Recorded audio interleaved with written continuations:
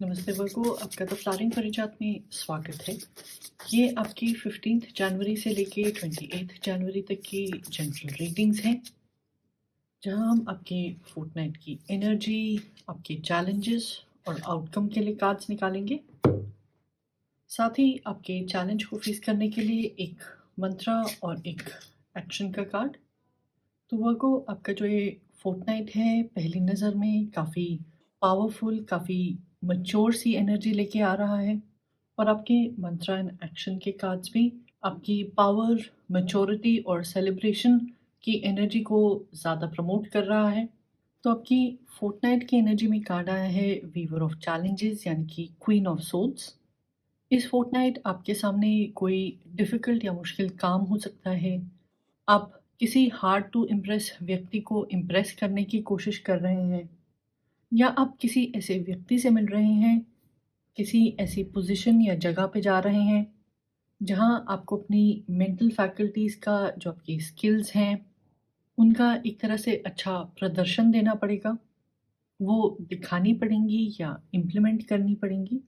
चाहे वो आपके पर्सनल रिलेशनशिप्स में हो या फिर काम की बात हो, वहाँ पे फैक्ट्स और सच्चाई काफ़ी इम्पोर्टेंट रहेगी। उसको आप या फिर आपके आसपास के लोग अवॉइड नहीं कर पाएँगे।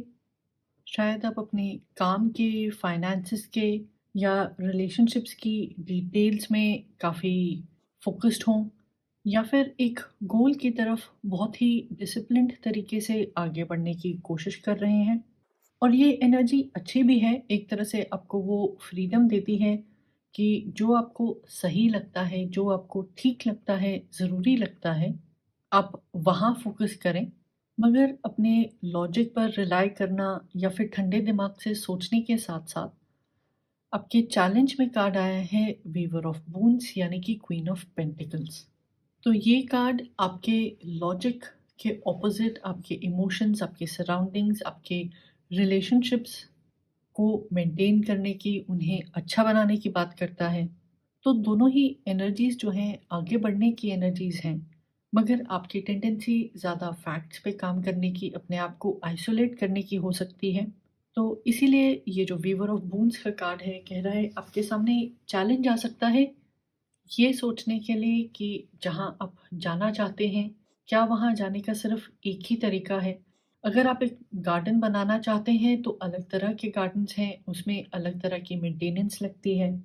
और ज़रूरी नहीं है कि हर चीज़ को ब्लैक एंड व्हाइट में करके या बहुत स्ट्रिक्ट तरीके से ही आप अपने गोल, रिलेशनशिप या पार्टनर की तरफ एक्ट करें।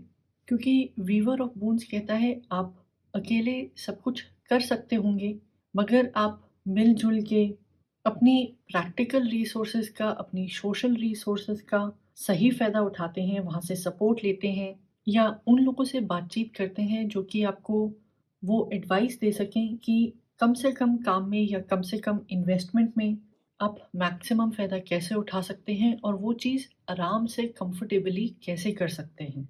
आप अपने परिवार वालों को कैसे ट्रीट करते हैं, आपके कोलीग्स के साथ आपकी इंटरैक्शंस कैसी हैं, आपको वहाँ पे भी थोड़ा-सा ध्यान देना पड़ेगा।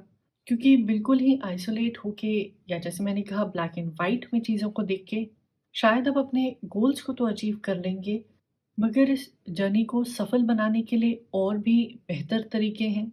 ज़रूरी नहीं है कि आप लोगों को सच ना बताएँ या अपने जो पॉइंट ऑफ व्यू को आगे ना रखें, मगर आप कैसे शब्द यूज़ करते हैं, आप उसका ध्यान रख सकते हैं। थोड़ा-सा जेंटल टच यूज़ कर सकते हैं। और अगर एक ही चीज़ के या एक ही रिलेशनशिप के पीछे आप बिल्कुल ऑब्सेसिव होके भागेंगे, या फिर सिर्फ़ मटेरियल चीज़ों को इकट्ठा करने की कोशिश करेंगे, तो आप उन बेनिफिट्स को रियलाइज़ नहीं कर पाएँगे जो कि आपके दूसरे लोगों के साथ इंटरैक्शंस में और आपकी अचीवमेंट में से आपको मिलना चाहिए। अपने चैलेंज को एड्रेस करने के लिए या फिर अपने प्लान ऑफ एक्शन पे काम करते हुए आप सोचिए और एग्ज़ामिन करें कि आपके कनेक्शंस, दूसरे लोगों के कनेक्शंस का आपके सपनों पे, आपके बिहेवियर पे क्या असर है। फ़िलहाल जिस माइंडसेट से आप किसी गोल की तरफ काम कर रहे हैं, या आपके कुछ कोर बिलीव्स हैं कि बहुत ही ज़्यादा मेहनत करे बिना, स्ट्रगल करे बिना सक्सेस नहीं मिल सकती है, या एक मैच्योर रिलेशनशिप में ऐसे बिहेव किया जाता है, वैसे नहीं। तो सोचें कि इन कोर बिलीफ्स की जो सोर्स है वो क्या है? कि आप लोगों को, अपने गोल्स को, उससे अपनी सेल्फ वर्थ, अपने कॉन्फिडेंस को या सेल्फ एस्टीम को कैसे जोड़ते हैं, क्यों जोड़ते हैं? और अगर आप मेडिटेशन करते हैं या किसी भी प्रकार की माइंडफुल एक्सरसाइज़ेस करते हैं, तो वो आपकी प्रोसेस को ज़्यादा एन्जॉयबल बना सकती है और अलग-अलग लोगों से मिलने में आपकी मदद कर सकती है। आपके एक्शन में कार्ड आया है मून, तो मून भी हम आपके फीलिंग्स, इमोशंस के साथ जोड़ते हैं। ये कार्ड स्ट्रॉन्ग है, अलग-अलग पहलू को देखने की, परखने की बात करता है और सबसे ज़्यादा ज़रूरी ये अपने आप को और दूसरों को ऑब्ज़र्व करने की सलाह देता है। जब आप दूसरे लोगों का बिहेवियर देखेंगे, उनकी बातचीत सुनेंगे, तो उस ऑब्ज़र्वेशन से कुछ छुपी हुई बातें सामने आ सकती हैं। आपको कुछ एक्स्ट्रा कॉन्टेक्स्ट मिल सकता है और प्रोजेक्ट्स में या रिलेशनशिप्स में कुछ चीज़ें अटक रही हैं, रुक रही हैं, तो ये समझना आसान हो जाएगा कि ऐसा क्यों है। साथ ही जो मून होता है अलग-अलग साइकिल से गुज़रता है, तो ये जो आपकी वीवर ऑफ चैलेंजेस की एनर्जी है काफ़ी स्ट्रॉन्ग है। मगर वीवर ऑफ वूंड्स के साथ जो हम कनेक्शंस को, प्रैक्टिकल बातों को या कॉमन सेंस को जोड़ते हैं, वहाँ ये कार्ड कहता है कि याद रखें चीज़ें बदलती रहती हैं, कभी कुछ चीज़ें छुपी होती हैं, कभी कुछ चीज़ें साफ होती हैं। जो फीलिंग्स हैं वो भी अपनी साइकिल में घूमती रहती हैं। तो अगर आपको लग रहा है कि आपने सब कुछ अकेले करना है, खुद ही करना है और अपने तरीके से ही करना है, वहाँ शायद से दूसरों का सपोर्ट आपके लिए बेटर हो और अपने सपनों पे काम करते हुए, प्रैक्टिकल रहते हुए, लॉजिक का इस्तेमाल करते हुए, आप फिर भी वो खुशी से कर सकते हैं। आपको डिप्राइव्ड या ओवर डिसिप्लिन होने की ज़रूरत नहीं है। आपकी आउटलुक में कार्ड आया है फोर ऑफ स्पेल्स यानी कि फोर ऑफ वॉन्ड्स। ये बहुत ही अच्छा कार्ड है। किसी तरह की सेलिब्रेशन की बातचीत करता है। कहता है कि आपकी कोई रियूनियन हो सकती है, ऑफ़िस की कोई पार्टी हो, घर पे कोई फंक्शन हो और आप इस पावरफुल एनर्जी को, अपने चैलेंज को रिज़ॉल्व करते हुए अब थोड़ा-सा रिलैक्स कर पाएँगे।